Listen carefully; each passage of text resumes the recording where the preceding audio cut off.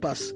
Bien-aimés dans le Seigneur, pour une meilleure compréhension, vous avez l'impression que ces versets ont une tendance contradictoire. Mais une fois qu'on va parler de ça, vous vous rendrez compte que ce n'est pas le cas.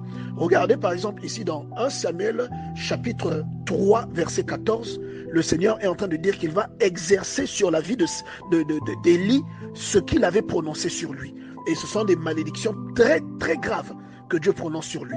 Et lorsque vous repartez en arrière, vous allez comprendre pourquoi il en arrive là et vous allez comprendre qu'il n'en a pas toujours été ainsi. Vous lisez 1 Samuel chapitre 2 verset 30, vous vous rendez compte que Dieu est en train de dire qu'il change sa décision à cause du comportement d'Élie. Et il donne une précision. Il dit, j'honorerai celui qui m'honore, mais ceux qui me méprisent seront méprisés. Cette parole a la même connotation que la parole qui se trouve dans Deutéronome chapitre 5 verset 9 qui dit Dieu punit l'iniquité des pères sur les enfants jusqu'à la 3e génération. C'est la même parole que vous retrouvez ici dans le livre de 1 Samuel chapitre 3 verset 14 où Dieu dit qu'il va punir perpétuellement les descendants d'Élie. C'est la même parole. Et quand vous lisez un verset plus tôt, dans 1 chapitre plus tôt, 1 Samuel 2, verset 30, quand vous lisez 1 Samuel 2, verset 29, Dieu explique qu'il a donné un avantage à la maison d'Élie, parce que la maison d'Élie appartient aux Lévites, et que Dieu a choisi, leur a fait un honneur, mais qu'en dépit de cet honneur, Élie ne l'a pas respecté. Donc, toute la promesse qu'il avait faite à Élie, il décide de la renverser. Vous voyez que Dieu, quand il choisit, il dit à Moïse, il choisit les Lévites à perpétuité. Et il voit que quand un Lévite commet une erreur, il revient sur ce qu'il a dit pour dire que toi, tu as commis une faute, je vais te sanctionner. Et donc au verset 30, il dit, c'est pourquoi voici ce que dit l'Éternel, le Dieu d'Israël. J'avais déclaré que ta maison et la maison de ton père marcheraient devant moi à perpétuité. Vous voyez, il avait déjà déclaré ça. À perpétuité. Et maintenant, je dis loin de moi, car j'honorerai celui qui m'honore, mais ceux qui me méprisent seront méprisés. Bien-aimés dans le Seigneur, pour une meilleure compréhension, vous avez l'impression que ces versets ont une tendance contradictoire. Mais une fois qu'on va parler de ça, vous vous rendrez compte que ce n'est pas le cas. Regardez par exemple ici dans 1 Samuel chapitre 3 verset 14, le Seigneur est en train de dire qu'il va exercer sur la vie d'Élie ce qu'il avait prononcé sur lui. Et ce sont des malédictions très très graves que Dieu prononce sur lui. Et lorsque vous repartez en arrière, vous allez comprendre pourquoi il en arrive là et vous allez comprendre qu'il n'en a pas toujours été ainsi. Vous lisez 1 Samuel chapitre 2 verset 30, vous vous rendez compte que Dieu est en train de dire qu'il change sa décision à cause du comportement d'Élie. Et il donne une précision. Il dit, j'honorerai celui qui m'honore, mais ceux qui me méprisent seront méprisés. Cette parole a la même connotation que la parole qui se trouve dans Deutéronome chapitre 5 verset 9 qui dit Dieu punit l'iniquité des pères sur les enfants jusqu'à la 3e génération. C'est la même parole que vous retrouvez ici dans le livre de 1 Samuel chapitre 3 verset 14 où Dieu dit qu'il va punir perpétuellement les descendants d'Élie. C'est la même parole. Et quand vous lisez un verset plus tôt, dans 1 chapitre plus tôt, 1 Samuel 2, verset 30, quand vous lisez 1 Samuel 2, verset 29, Dieu explique qu'il a donné un avantage à la maison d'Élie, parce que la maison d'Élie appartient aux Lévites, et que Dieu a choisi, leur a fait un honneur, mais qu'en dépit de cet honneur, Élie ne l'a pas respecté. Donc, toute la promesse qu'il avait faite à Élie, il décide de la renverser. Vous voyez que Dieu, quand il choisit, il dit à Moïse, il choisit les Lévites à perpétuité. Et il voit que quand un Lévite commet une erreur, il revient sur ce qu'il a dit pour dire que toi, tu as commis une faute, je vais te sanctionner. Et donc au verset 30, il dit, c'est pourquoi voici ce que dit l'Éternel, le Dieu d'Israël. J'avais déclaré que ta maison et la maison de ton père marcheraient devant moi à perpétuité. Vous voyez, il avait déjà déclaré ça. À perpétuité. Et maintenant, je dis loin de moi, car j'honorerai celui qui m'honore, mais ceux qui me méprisent seront méprisés. C'est ce qu'on appelle des déclarations illustratives. C'est une condamnation. Et à ce moment, il n'y a aucun plan de salut, il n'y a aucun revirement possible. Pourquoi? Parce qu'il s'agit de quelqu'un qui s'est détaché de Dieu. Et je vous ai parlé, je vous ai cité Genèse chapitre 2, verset 17, pour que nous comprenions bien. Vous voyez, Genèse chapitre 2, verset 17 dit, Dieu déclare, Dieu surprend, Dieu prévient Adam qu'il ne doit pas manger du fruit de l'arbre de la connaissance du bien et du mal, autrement il mourra. Mais vous remarquez que quand Adam mange ce fruit, ou Adam, quand il mange ce fruit, il ne meurt pas, il est toujours vivant. Comprenez? Donc vous comprenez là que il y a un détachement. Donc la mort dont il est question, ce n'est pas la mort du cimetière. D'accord? Il y a un détachement qui se produit entre Dieu et la personne dont il est question. Et cet détachement est illustré comme une mort. Vous voyez, bien aimé dans le Seigneur. Et vous allez voir que quand il dit ça à Adam, il condamne Adam. Adam est condamné. Et ses descendants après lui sont condamnés à subir les conséquences de cet acte-là. Personne ne savait que un jour nous serons délivrés de la malédiction d'Adam. Personne ne savait que parce que le péché est entré par un seul homme, par un seul homme aussi le salut allait rentrer. Personne ne savait ça. Les paroles de Dieu étaient irrévocables et irréversibles. Et c'est ce que vous lisez encore dans Deutéronome chapitre 5 verset 9. Il dit, il punit, il le dit. Mais quand vous voyez ensuite dans Ézéchiel chapitre 18, verset 19, Dieu vient vous donner un aperçu du plan divin où il dit que c'est l'âme qui pêche qui mourra. Au verset 20, il dit, l'âme qui pêche, c'est celle qui mourra. L'âme, c'est la vie. Donc la vie qui pêche, c'est la vie qui mourra. Le Fils ne portera pas la peine de l'iniquité du Père. Vous voyez, ça contredit ce que il a dit tout à l'heure à Élie. Mais ce n'est pas une contradiction. C'est l'annonciation du plan du salut qui vous explique en quelque sorte qu'il y a quelque chose qui est prévu. Cette chose, vous la trouvez dans Jean chapitre 1, verset 12.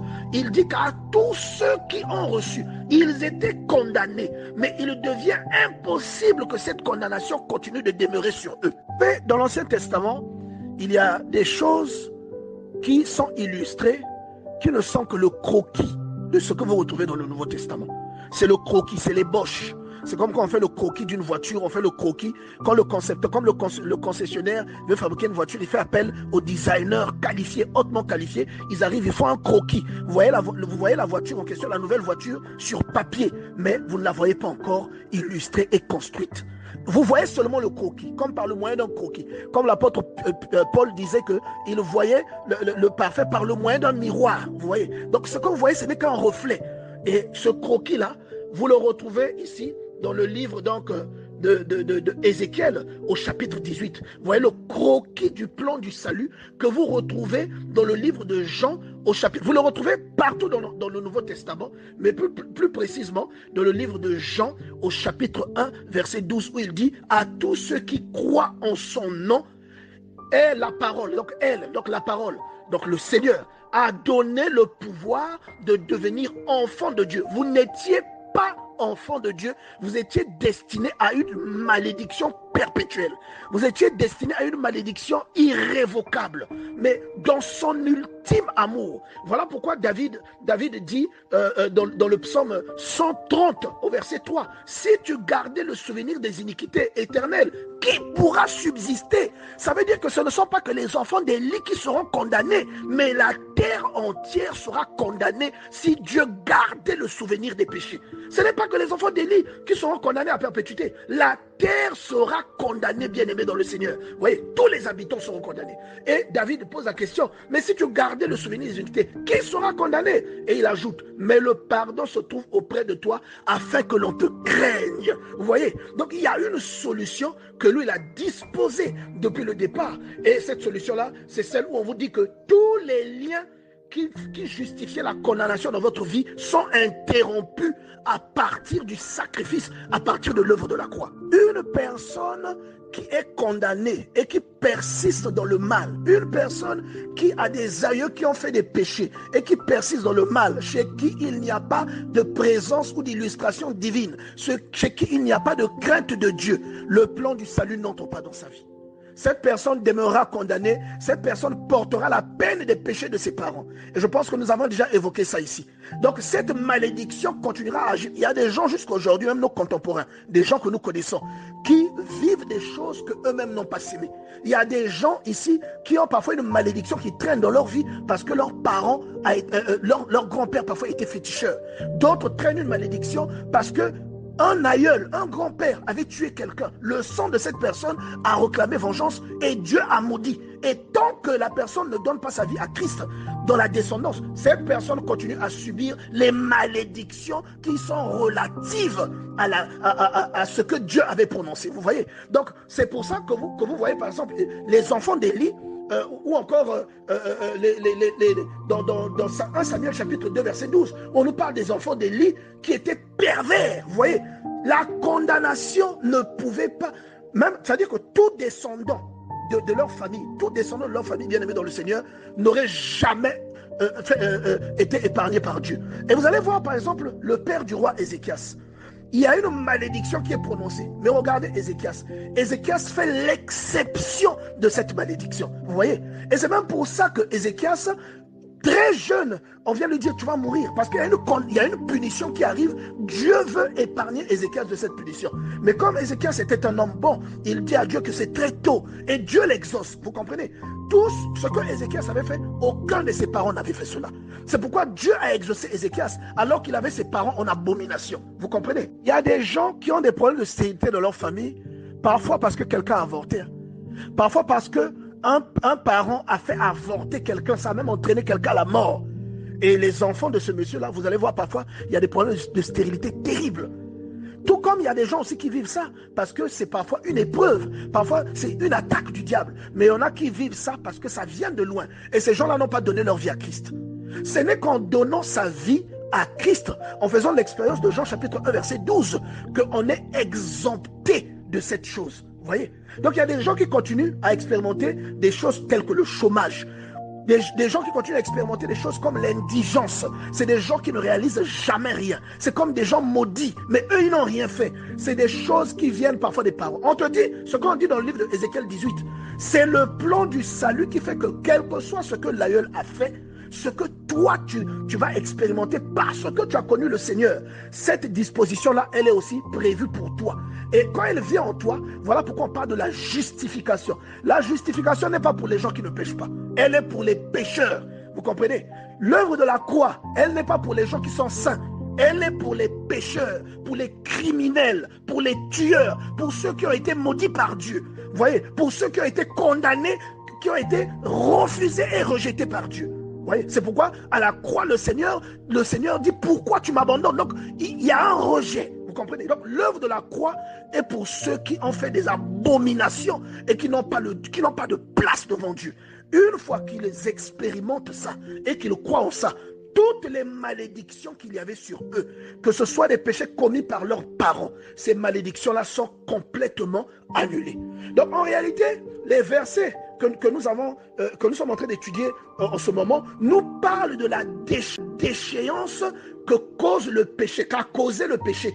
Vous voyez, le péché d'Adam. Et de l'exonération de cette déchéance que nous obtenons par le salut au moyen de la grâce. Parce que ce salut-là vient abolir chez le nouveau converti tout rapport qu'il avait avec un péché ultérieurement commis par son père, par sa mère ou par son ancêtre.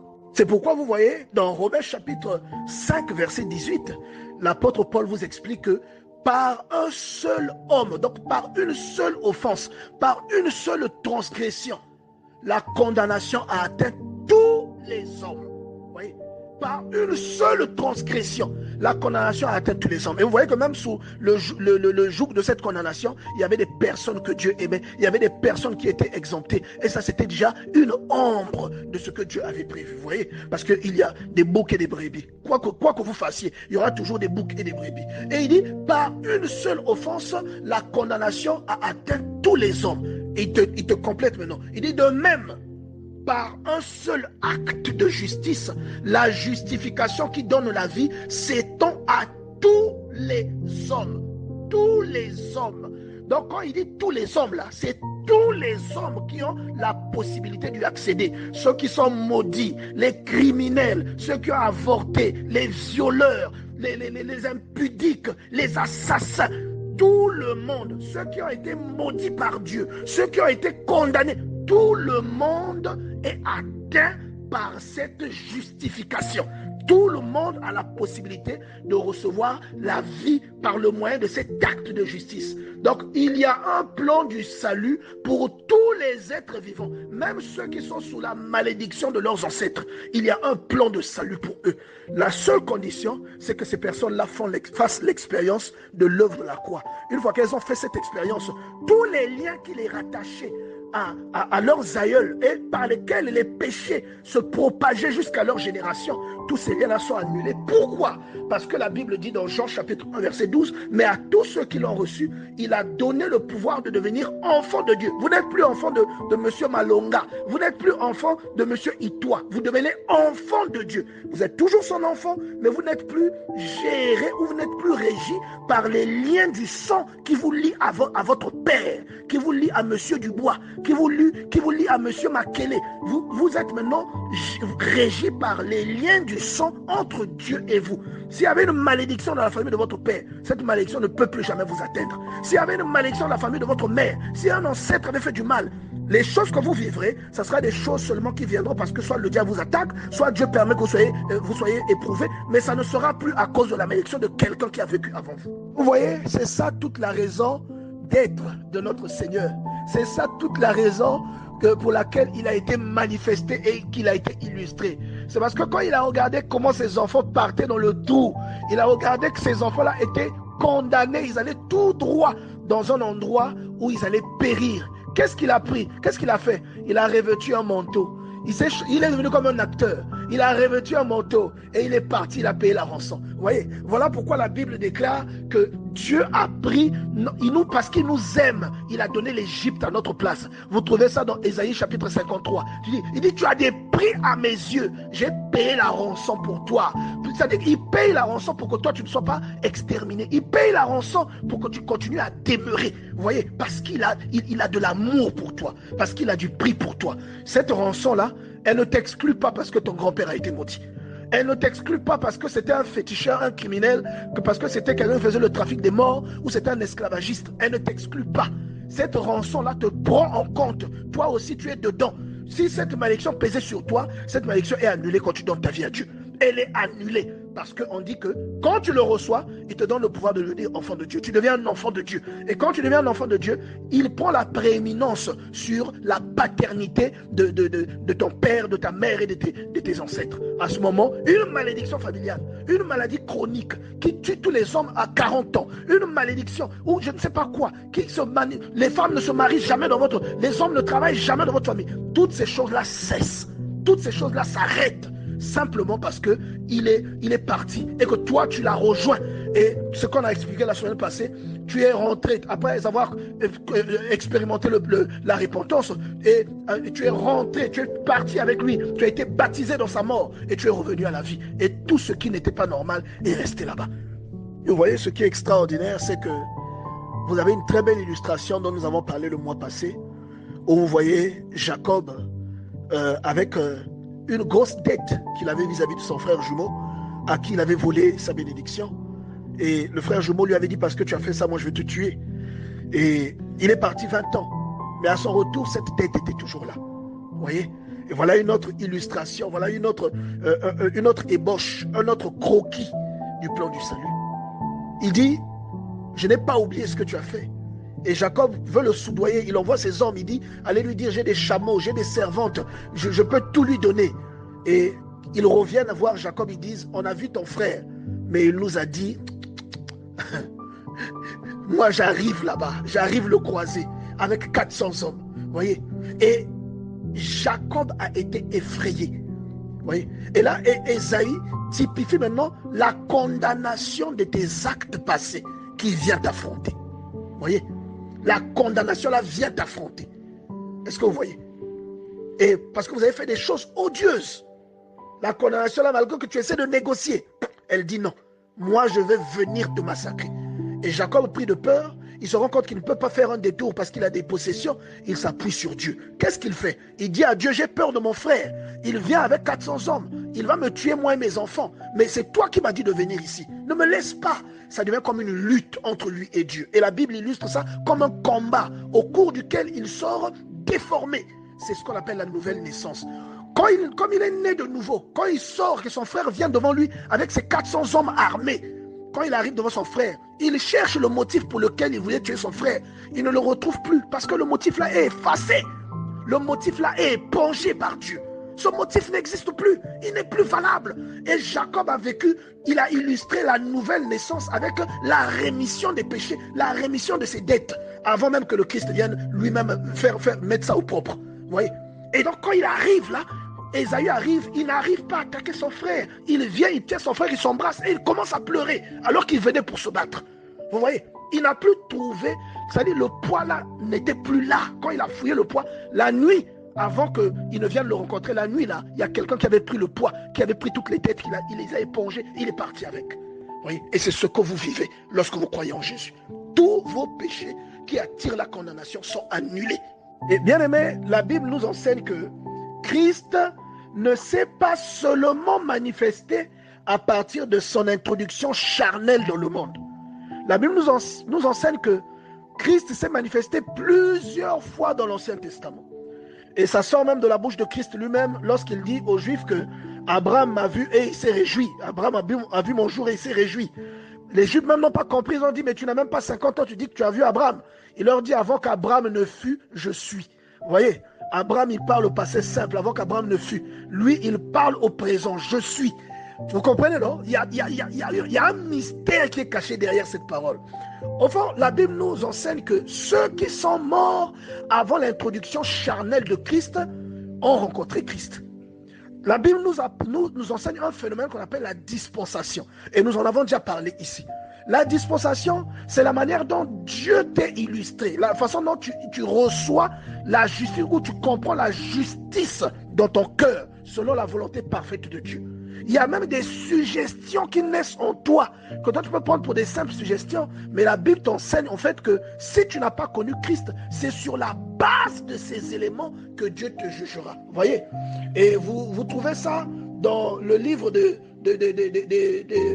Romains au chapitre 2, verset 14, où on dit « Quand les païens qui n'ont pas la loi font naturellement ce que prescrit la loi, ils sont eux qui n'ont point la loi, une loi pour eux-mêmes. » Au verset 15, on dit « Ils montrent que l'œuvre de la loi est écrite dans leur cœur, leur conscience en rendant témoignage et leurs pensées s'accusant ou se défendant tour à tour. » Maintenant, regardez la suite de ce verset.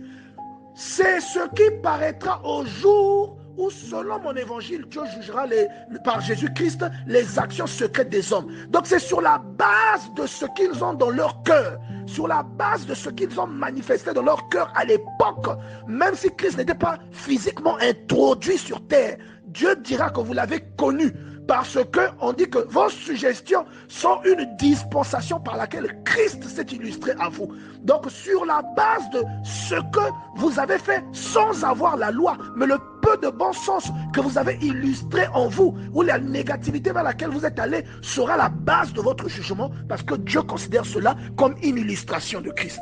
Comprenez par là que personne ne pourra échapper à son jugement sous prétexte que quand lui il est mort, Christ n'était pas encore là. Vous voyez? Et c'est pourquoi tous ceux qui meurent se couchent avec leur Père et attendent la manifestation de 1 Thessaloniciens chapitre 4. C'est pourquoi les gens là attendent ça, qu'ils attendent le signal de l'archange pour que ceux qui sont déjà dans la mort reviennent à la vie transformée et que ceux qui seront vivants à cette période-là, que eux aussi soient transformés et que nous allions tous à la rencontre du Seigneur. C'est à cause de ça, parce que personne ne peut prétendre que lorsqu'il est mort. Voilà pourquoi la Bible parle des morts en Christ.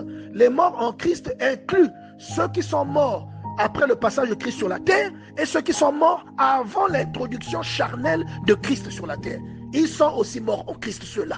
Vous voyez? Et je pense que on a déjà on a fait un thème autour de ça. Vous pouvez trouver ça sur nos pages et vous verrez qu'il y a déjà ce thème-là qui avait été expliqué, les morts en Christ. Donc une personne qui, tel que David, ce qu'il faisait, même si Christ n'était pas charnellement introduit sur la terre, s'il est mort dans sa conviction, il est mort en Christ. Donc il est mort dans l'espérance de la résurrection. Il est mort en sachant que le Seigneur apparaîtra et que au coup de la trompette, nous serons tous changés. Vous voyez, il est mort. Là où il est dans la mort, il est conscient de ça. Vous voyez, il est conscient, il est au courant de ça.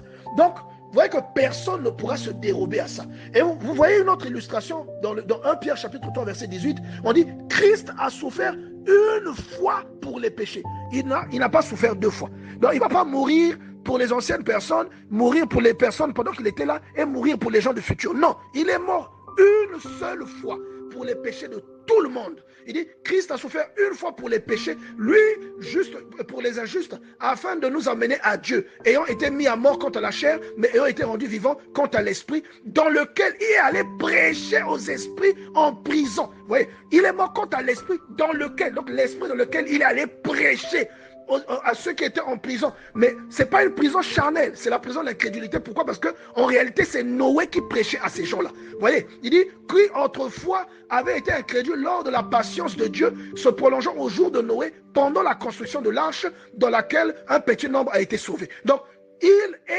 Christ a prêché aux gens à qui Noé parlait de changer de comportement. Pendant qu'il construisait son arche, Christ a parlé à ces gens. Pourquoi? Parce que Christ était dans les prophètes. Vous voyez? Et la Bible dit que Noé était un prédicateur. 2 Pierre chapitre 2 verset 5. Il dit, s'il n'a pas épargné l'ancien monde, mais il a sauvé Noé, lui, le 8e, ce prédicateur de justice. Donc il prêchait aux gens. En prêchant aux gens, c'est Christ qui leur parlait.